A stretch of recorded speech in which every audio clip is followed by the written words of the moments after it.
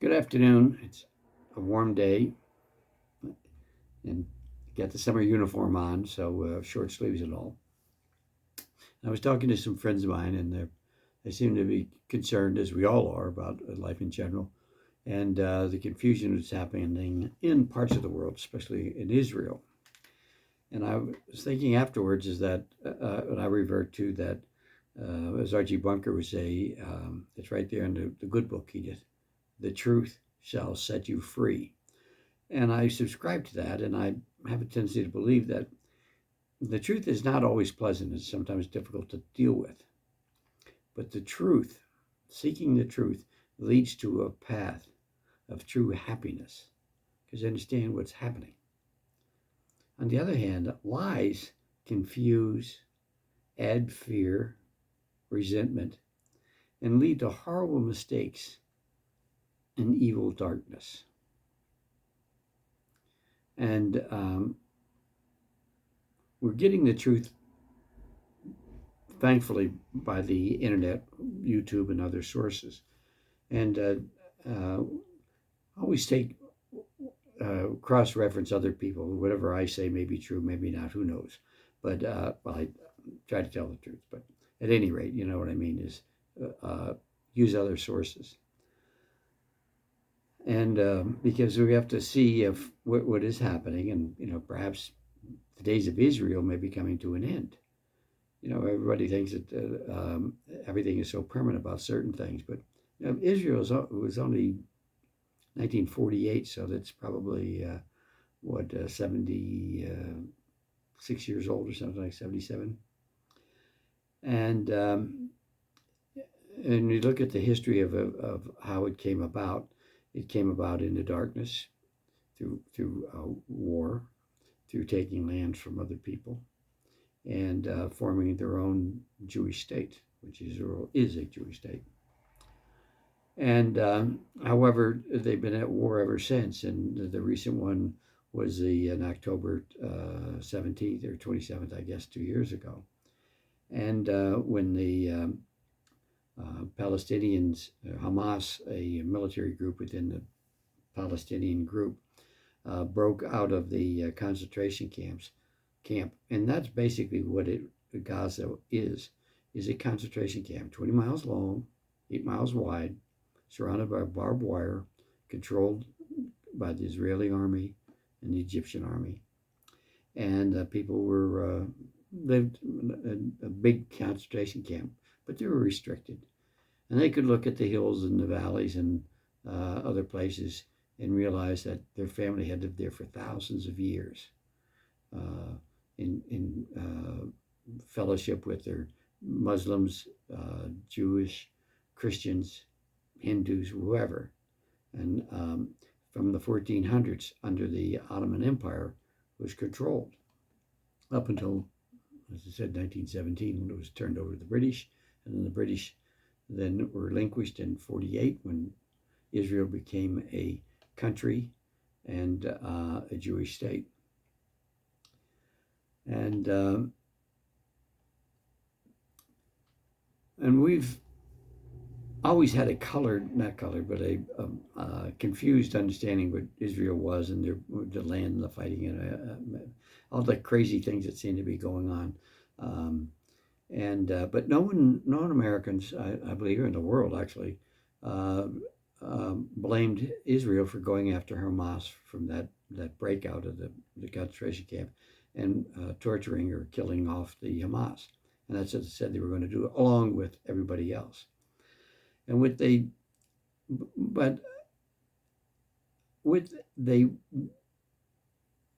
the war was started when Hamas flew over the cuckoo's nest or over the barbed wire fences and the like and caused it. But Israel countered by saying and killing one third of the people that were killed that day were killed by Jewish military. And Israel came out and said there was rapes and babies' heads cut off and put in microwaves and the like. And two separate independent non-Arab investigation groups went in, and they found out there were not one case of rape. They couldn't find one. There was no babies killed in incubators or heads cut off. None of that. So Israel, typical fashion, started out with lies, again, adding to confusion, darkness, and this, that, and the other thing. And over a period of time, we could see that Israel, the light is shining that their intent was to exterminate the Palestinian people, 2 or 3 million of them. And they completely went about doing it with bombs and rockets and tanks and D9 bulldozers and just turning the place into a concrete backyard. It is horrible. And the American and worldwide are starting to look at this and say, well, what is going on here? And where's our moral compass? Yes, we want evil people or criminals convicted or whatever, but how could we let a country exterminate people? And that's basically what genocide is extermination. And many of the world now is starting to read that something is happening that we don't want any part of.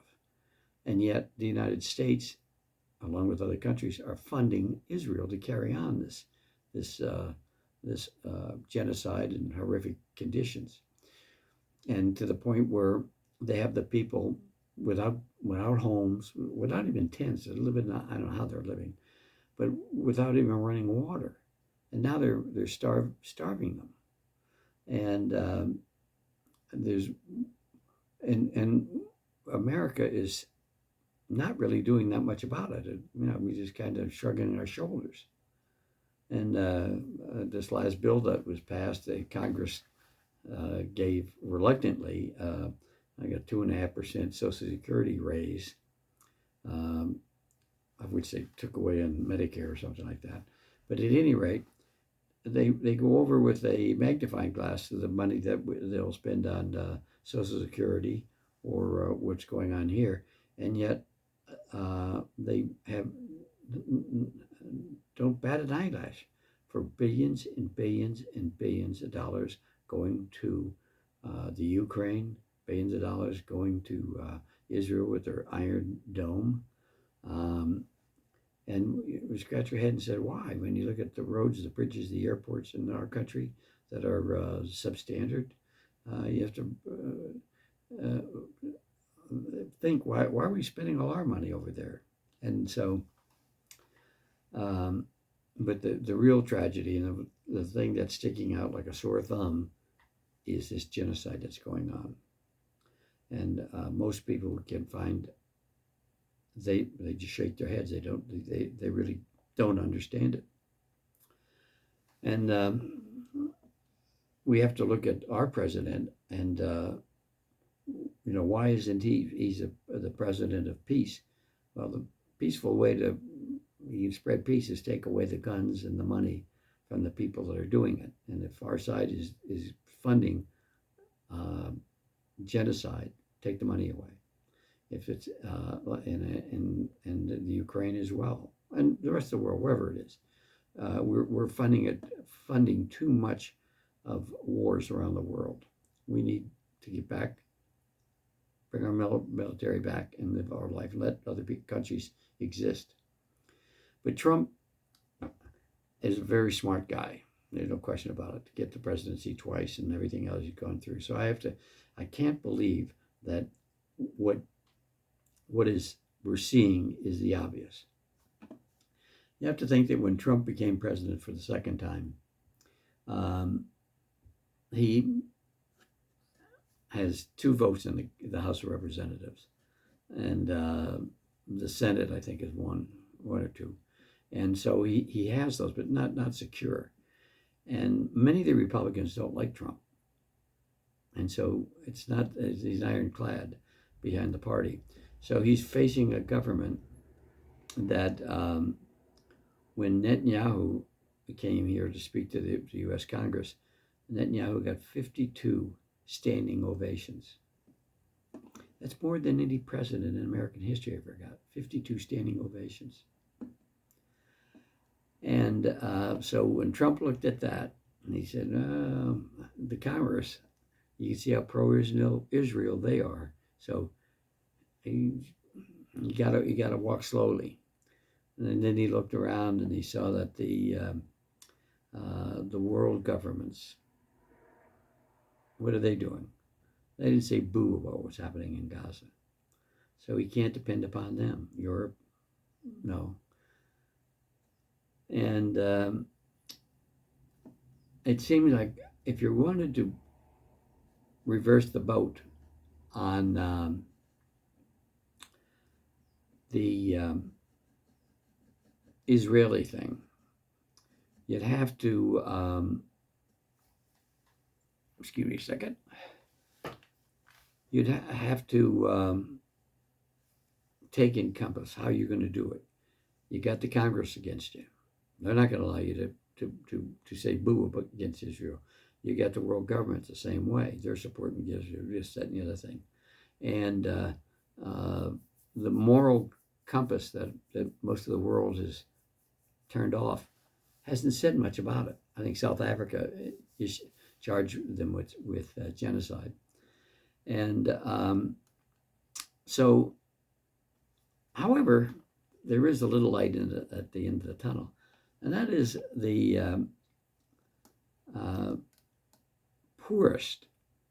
one of the poorest countries in the world, Yemen. People are wearing sandals, live in mud huts, more or less. They came out and said, this is morally wrong to bomb innocent people, mostly women and children. Hamas is a small 1% or whatever it is of the people in Gaza, and so you're exterminating the entire people to get rid of a gang. And Yemen said, no, that's not right. You should not be bombing people. And as poor as Yemen is, from all the world and all the powers, they're the only ones who stand up and said, if you continue to do it, we're going to bomb you. And they did. So from the poorest country in the world, Yemen set out, and they, for the first time, Tel Aviv and Israel had been hit by an Arab state. And not once, not twice, but quite often now. And Israel went after them, and they tried to, along with American help, tried to bomb them out of existence. Didn't work. They're underground. They continued bombing Israel. Israel said to Trump, "Please help get rid of those sandal nuts." And Trump said, "We will rain hell will descend upon those Houthis and that poor little country. They'll never see like it." Well, he tried it. He sent the ships in, and they, after losing 3 F-15 aircraft, and what else we don't know, but Trump said, we got a deal here. And he pulled the ships back, and the Houthis continued bombing Israel. And one little country wearing sandals, standing up, are the bravest of the brave. And when you have the world's largest navy coming after you with the most sophisticated weaponry, and they're going to bomb the hell out of you, they said, bring it on. And they're still doing it. And so we've been lied to, needless to say, about our own government, our own things happening. And we've been lied to about Israel. I personally think Israel's on the ropes. Now the neighbors I mentioned in an earlier video that have been for years pushed around, bombed, kicked around, whatever, and they slowly have gotten oil revenues, or slowly over a period of time got slowly revenues, educating their people. And they didn't go out and buy tanks and airplanes, although they have them, I guess, but they devoted their attention to rockets. And they're exercising their strength now. And Israel has bombed just about every country that is their neighbor, including Iran, Iraq, Lebanon, Jordan, Syria, whatever. And finally they're starting to bring out some of their own weapons. Syria recently bombed Israel. They bombed Syria on Monday or whatever it was last week. Syria retaliated on Thursday, and not only hitting military targets, but blew up a dam that flooded Israel, or parts of Israel, and put a big whammy on their fresh water supply. And they've also are going after their territory that's been seized by Israel. And Lebanon just yesterday, I believe it was, bombed for the first time Israel, destroying supposedly thousands of Israeli troops. And Israel is still licking its own wounds from the shellacking they got from Iran. And Iran, that 12-day shellacking that they inflicted upon Israel, we've never been exposed to how much damage they have done on Israel. Trillions and trillions of dollars, tens of thousands of soldiers, military, the Mossad headquarters destroyed, the Army headquarters destroyed, the Navy headquarters destroyed. And hardly a peep about what's happening in this country. Oh, well, Israel's still carrying on. They ain't. And so they would have been, I think, knocked out if Trump hadn't stepped in and bombed Iran, which led to a ceasefire. And so Israel could lick its wounds, gear up to carry on another war against Iran, along with American help. And I don't know if that's going to happen. I think Israel is on the ropes, and by their own weight, or by somebody's going to blow them over with a feather, who knows. But it's a tragic, tragic situation. And we'll see what's going to happen. The future is not bright for Israel, and it is bright for mankind, because in these areas that have been controlled by other countries are slowly dissipating, and they're all seem to be getting back their own land, their own civilization, their own way of life. And this is what they want. And they're fighting for it, and they're dying for it. And it's going to continue until they get their back, as it had in India, had in other countries, and Africa is the next bright light to start shining. So at any rate, these are just my little viewpoints on it. That I think that Israel's right now is on a life support, and they may be going into hospice soon. So we'll see. That's a few thoughts for the day. And I think what Trump is doing, incidentally, to summarize this, is that he's allowing things to happen that we may not agree with the methods, but the results are successful. And as Paul Harvey would say, good day.